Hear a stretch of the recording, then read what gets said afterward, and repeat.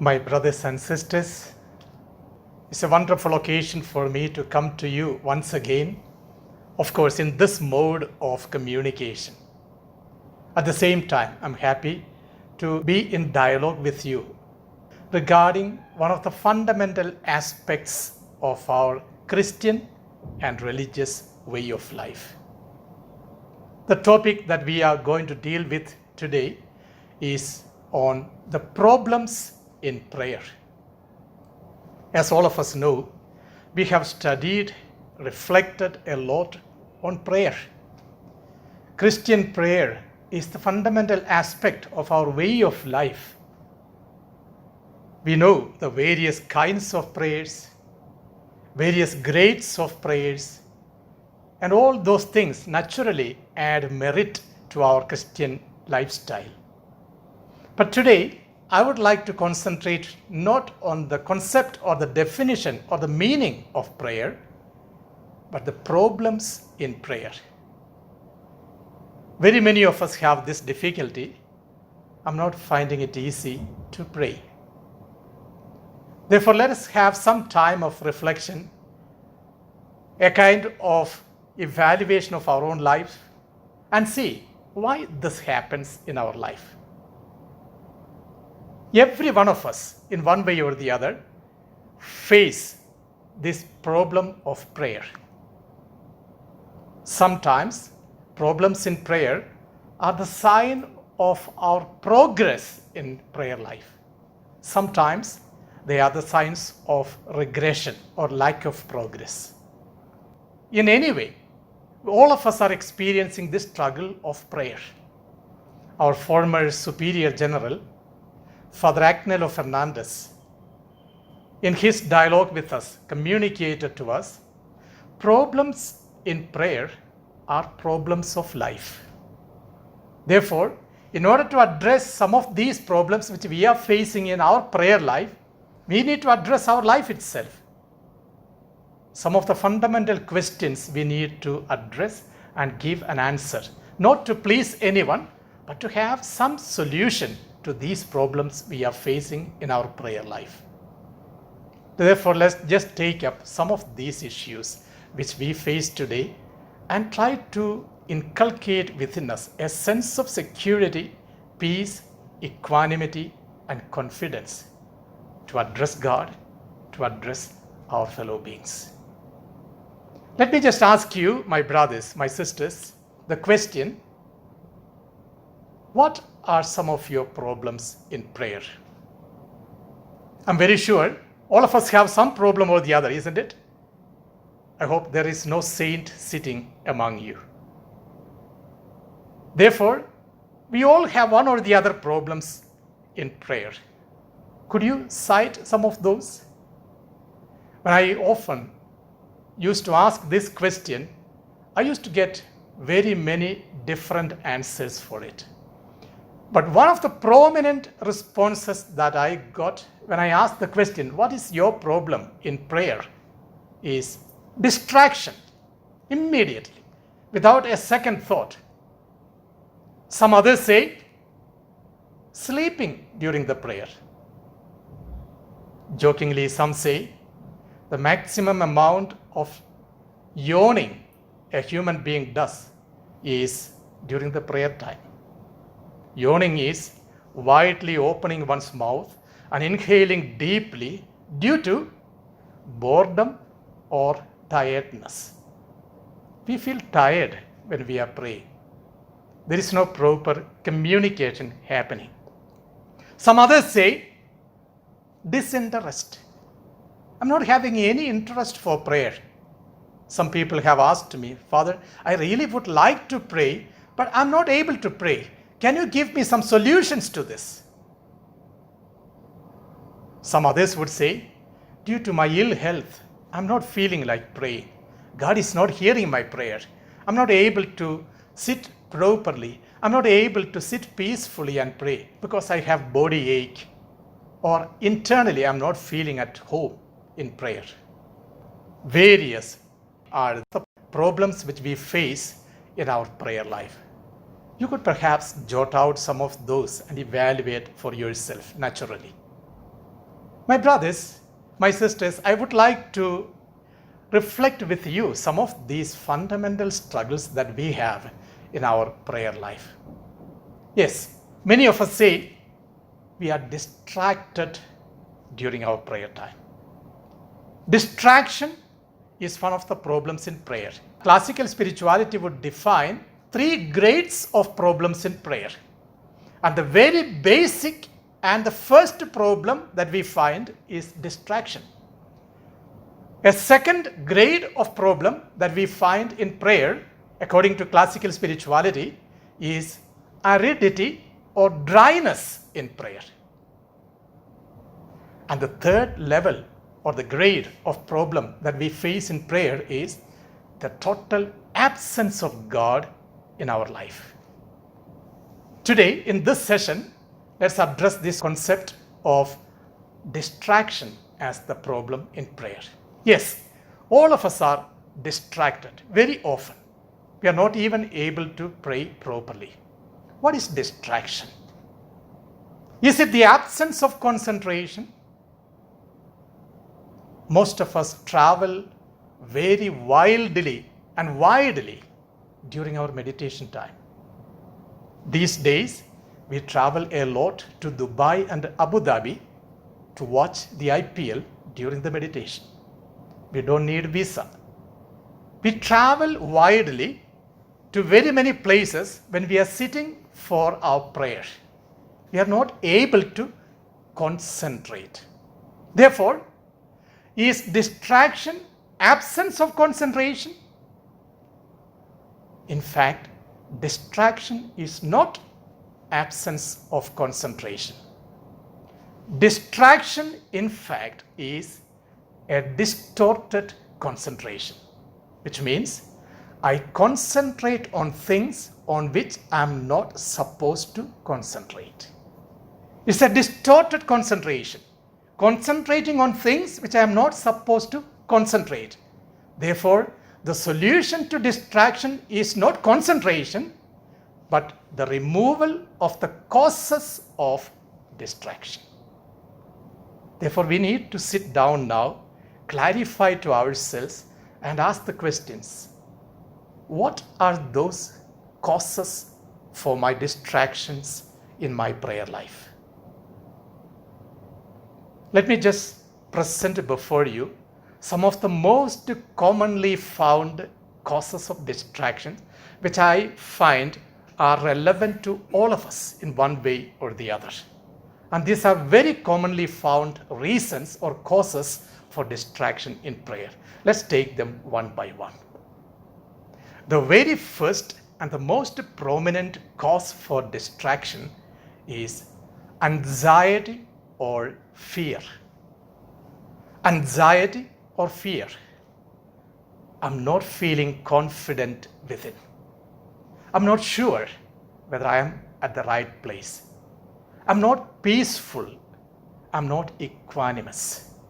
A constant tension that is happening inside of me, which makes me totally to be distracted from the area of the concern that I have at hand. And this is not only regarding prayer life, it happens even in our genuine commitment to any work that we are doing. When a person is not feeling at home, he or she will be distracted due to the anxiety, the tension, and the fear that they have. Therefore, it's a constant struggle within a person's life, which makes a person not to be concentrating on things on which they are expected to concentrate. That's what we call anxiety or fear. We shall see what are some of those consequences of fear or anxiety. First and foremost, fear or anxiety speeds up the danger. Fear or anxiety speeds up the danger. You take the case of a snake bite. They say most of the people die not due to the snake bite, but the fear of having bitten by a snake.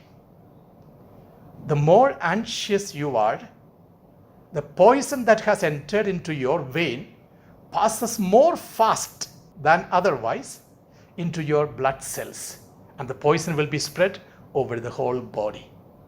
The most important thing that doctors would suggest is that keep the person at the best of your ability calm and quiet, so that they would be able to handle the sickness in the better manner. Therefore, always we find when we are afraid or when we are worried about certain things, the expected danger is much nearer to us than otherwise. Anxiety and fear never solves your problem. It only increases the speed of the fate that is awaiting a person. So this is one of the most important consequences of fear or anxiety. A second aspect or the consequence of anxiety or fear is narcissistic struggles. A person becomes more and more self-conscious, self-centered, and subjective. This particular terminology, narcissism, is used by the psychologists today. It comes or it is derived out of a legend. It seems there existed a handsome prince once upon a time. He was the most handsome prince in the world at that time.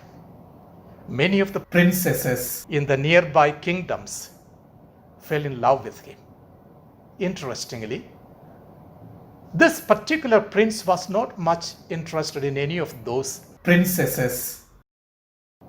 He had a beautiful palace, and in front of the palace there was a lawn and a pool. Every day this prince used to walk on his lawn, and he came closer to this pool and saw the beautiful clean water there. As he looked inside this water, he found a handsome prince standing in the water. And the legend goes like this, that he fell in love with this figure in the water. Then onwards he was so self-centered, so self-conscious to go to this pool to see this handsome prince there, and he was unaffected by any other relationship or love. He fell in love with himself. Psychology today would say many of us are affected by this self-centeredness in our life. The Gospel of Luke chapter 12 verses 16 to 20 brings home to us a beautiful message by Jesus about a rich fool, a man who had plenty of things. At the time of the famine, he collected all the food grains for himself. And you would notice, if you read from verses 16 to 20, 6 times he uses the word I. He was so self-conscious that he never wanted to think about others. It became a self-addiction for him. That night the Lord appeared to him and asked him, "This night your soul shall be taken away from you. Whose then shall all these things that you have collected be?" You have lost everything. This is exactly what happens with people who are afraid or having this constant tension. They turn to themselves, forgetting the presence of others around them. A third aspect of this tension or anxiety is we begin to doubt the credibility and the sincerity of others. When is it that you lose your love for your superior? When you find him not loving you. And most of those times, you feel that the superior is not in favor of you. Even the most wonderful smile that he gives is not at all interesting to you.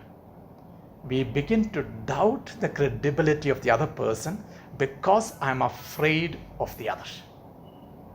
My brothers, my sisters, remember, with all these backgrounds inside of us, would we ever be able to pray well? I would depict God to be a superior who is so arrogant and angry. I would always be self-centered when I go for prayer. God, give me this. You told me that you would give. I never got it. I would always be in tension as to how to encounter God in my life. Problems in prayer through fear and anxiety is a constant struggle of every human being. Have we ever addressed it? What is the solution to this problem? The only solution is love and love alone. The first letter of St. John, chapter 4, verse 18 would say, "Perfect love casts out fear. There is no fear in love." Perfect love casts out fear. There is no fear in love. Are we able to begin to love God for God's sake? Are we able to love others for others' sake, forgetting our self-centeredness and egoistic mindset? This is exactly one of the most important demands in order to address this problem of fear or tension. Let's move on to the next level of the reasons for distraction. I would term that particular area as inborn tendencies. These are something that has already been inherited by us, not because you developed it inside of you. There are a few inborn tendencies which many of us have, which also cause for distractions in prayer. Let's take them one by one in a short manner. The very first and constantly noticed inborn tendency is pride. What is pride? Pride is too much of self-affirmation. I feel I'm capable of doing everything. He said that one day a man, a parishioner, came to the parish priest and told him, "Father, I don't come to the church because all these people who are coming to the church every day, and especially on Sundays, are all hypocrites. I don't want to be part of that." The parish priest was a humorous man. He came forward and told this man, "My dear man, yeah, all of them may be hypocrites, but you know, there is place for one more in the church. Come next Sunday. We think all others are hypocrites, and therefore we take a perfect stand among them. We say, I'm not like others." Think of that Pharisee who had been attacking the publican when he was praying. "God, I do everything. I pay the tithe. I pray 5 times a day. I'm not like this publican who is standing behind there." And the publican says, "God, I'm a sinner. Forgive me. Have mercy on me." And the Lord says, this publican who is a sinner went home forgiven of his sins. This is exactly the aptitude that we need to have. The opposite virtue that we need to practice against pride is humility. The awareness that I am supported, I am taken care by my God. All others are also equally good. Are we affected by this inborn tendency, pride? Then practice the virtue of humility. A second inborn tendency we mostly notice in people is the tendency of greed. Greed does not mean only about food. Greed in everything, even in relationship, it can happen. I had an interesting experience as I was a student in Germany. During my summer holidays, when I was doing ministry in the parish, I used to visit families, and sometimes the families used to invite me for meals with them. One of the families where I used to go for meals was an interesting family. The father, mother, the son and the daughter were the members of this family. And they had a very peculiar practice at the time of the meal. They would all hold their hands together and pray, and it's only then they would begin their meal. And even in serving the meal, the eldest one would get the meal first, the father, then the mother, then the eldest one, that is the daughter, and then the youngest son. So as they were serving the meal, when I was also there, the father took the meal, then I, the father in the church, took the meal, then the mother, and then Sarah, the daughter, and Tom, the son. That day, because I arrived, I was there for the meal. They also had prepared a special pudding. And you know, children love pudding so much. So as the pudding was brought in, the father of the family took the pudding. I also took my share. The mother took her share. And then Sarah, who is elder to Tom, was taking the pudding. As she was grabbing the pudding from the plate, Tom understood he is going to get very minimum. He lost his control. He looked at his mother's face and shouted aloud, "Mama, look here. All are worried about themselves. Only I am worried about myself." What is that? All are worried about themselves. Only I am worried about myself.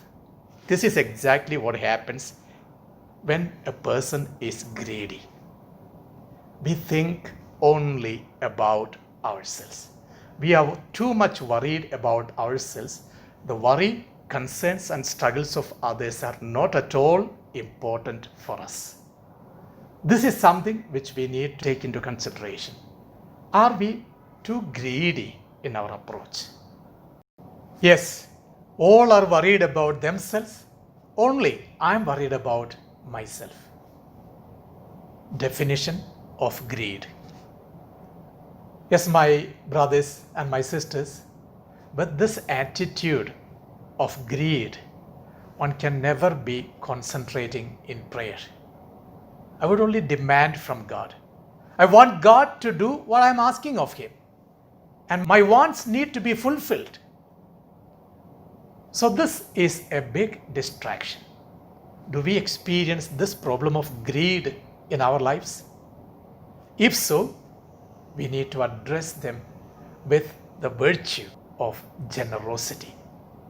Can we be a bit more generous in approach?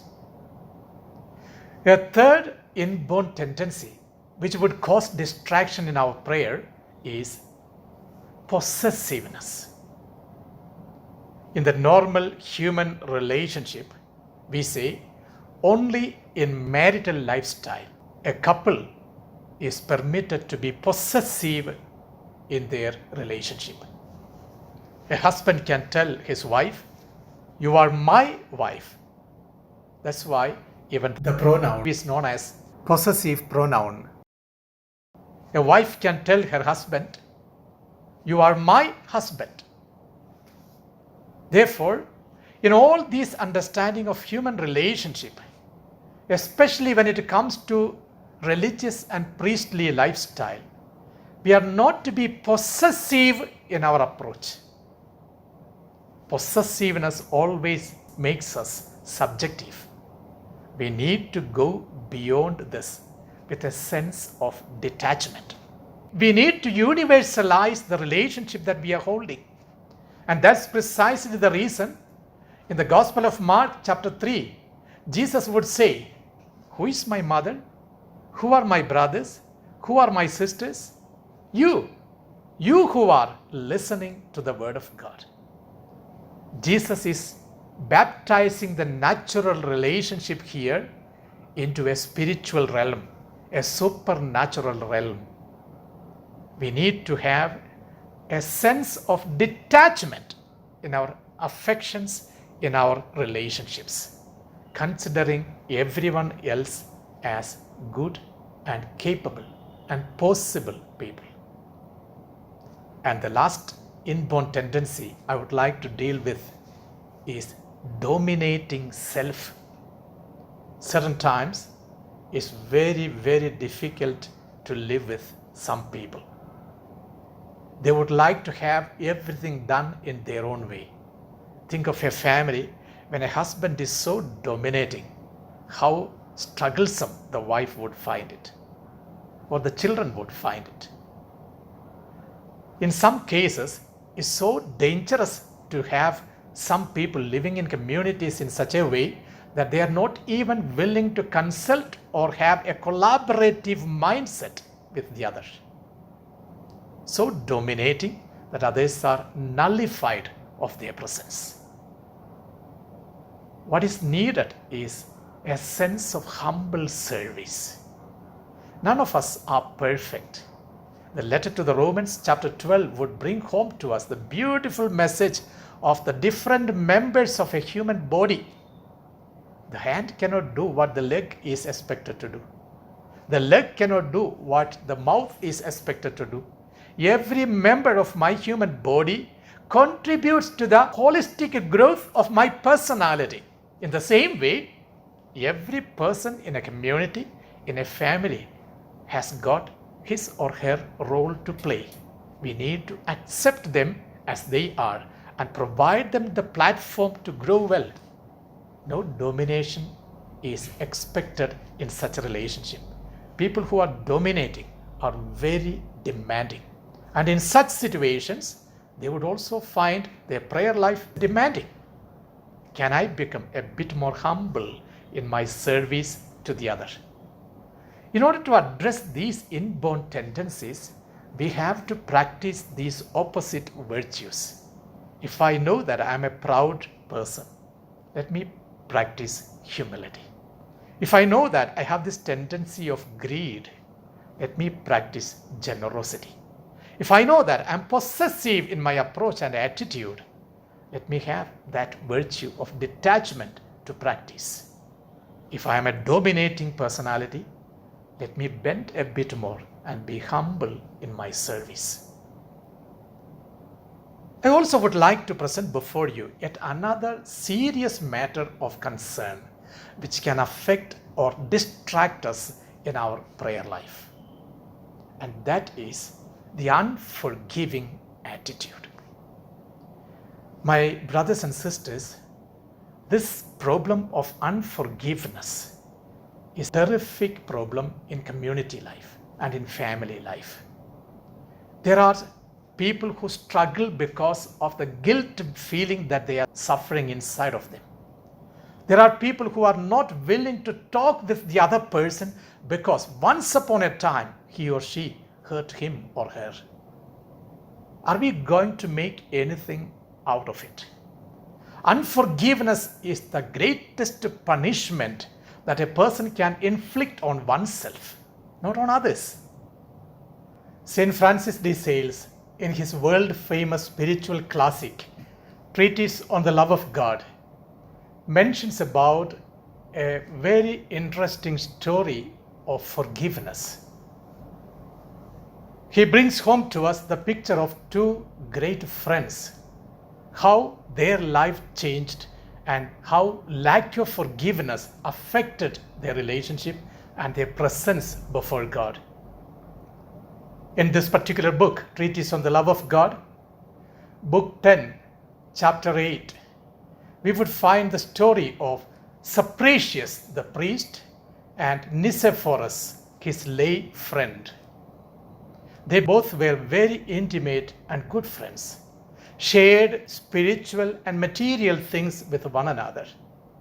But as it happens in many relationships, unfortunately for them, an untoward incident happened between them and they decided to part their ways. They broke their relationship. After a few years, there came a great persecution. Sapratius the priest, who was so ardent in preaching the gospel of Christ, was arrested and he was taken to be killed. Even at that time, he was unwilling to forgive his friend Nicephorus. When Nicephorus heard about this tragedy in the life of Sapratius, that he was going to be killed and martyred for Christ, he ran to him, knelt before him and told him, "Priest of God, Sapratius, please forgive me in the name of Jesus Christ." Sapratius instead pushed him away and told, "I will never forgive you."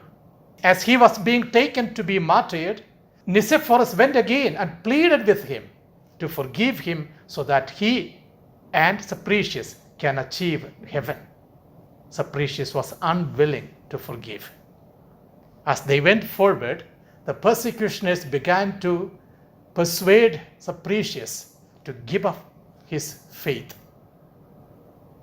He was unwilling in the beginning, but as he reached the time when he was to be martyred, he was already wavering. He began to give excuses. He told finally, I will reject Jesus Christ. When Nicephorus heard it, he came and pleaded with Sapricius, priest of God, do not do it. Martyrdom is a bliss, do not give up.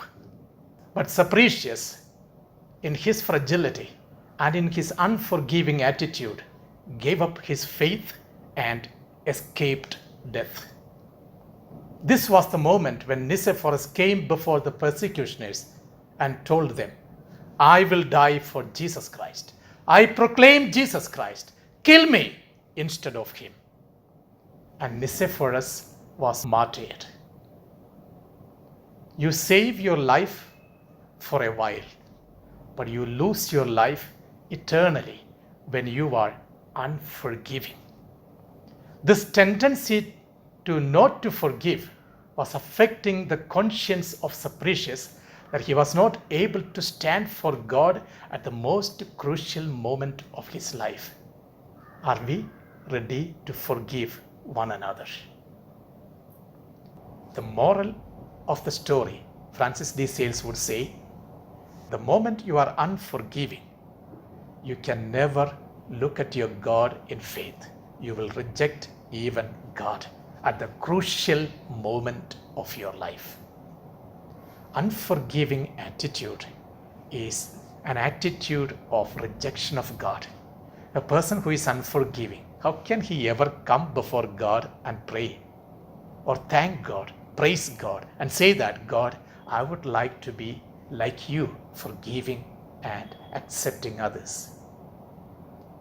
Therefore, my brothers and sisters, these are some of the fundamental issues that we find in our personal understanding of prayer life.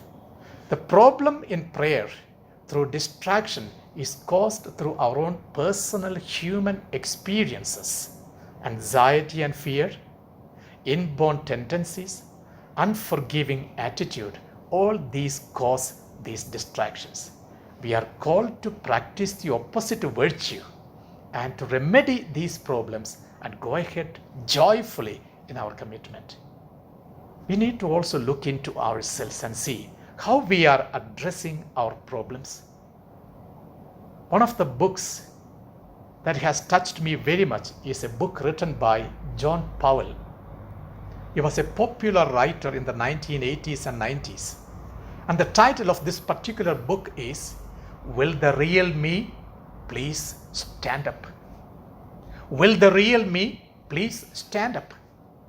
Very often we find that most of us are not projecting our real self in the public. We have one self inside and another self projected outside. Will the real me please stand up? Sometimes we find people very exuberant, joyful, happy, jumping. But at another time, immediately after that, very, very melancholic. All of us have heard about Charlie Chaplin, isn't it? The very name itself makes us to laugh.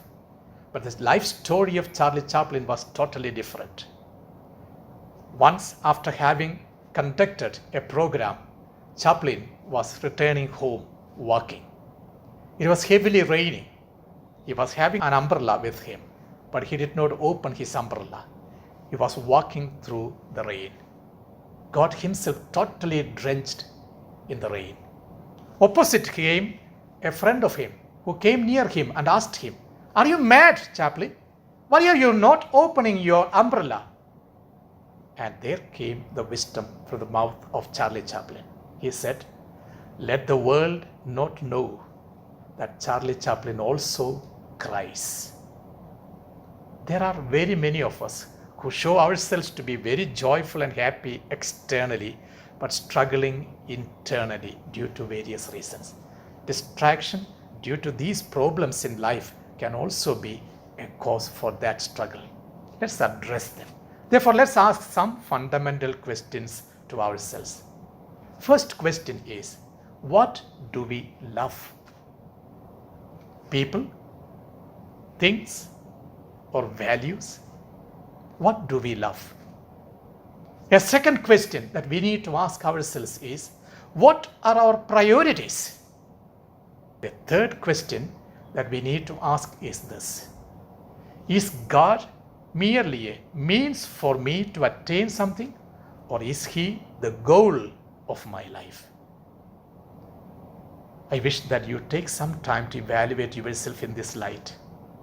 My brothers and sisters, as we have just noticed, some of these tendencies, both the inborn tendencies as well as the other sinful nature, is also there inside of us.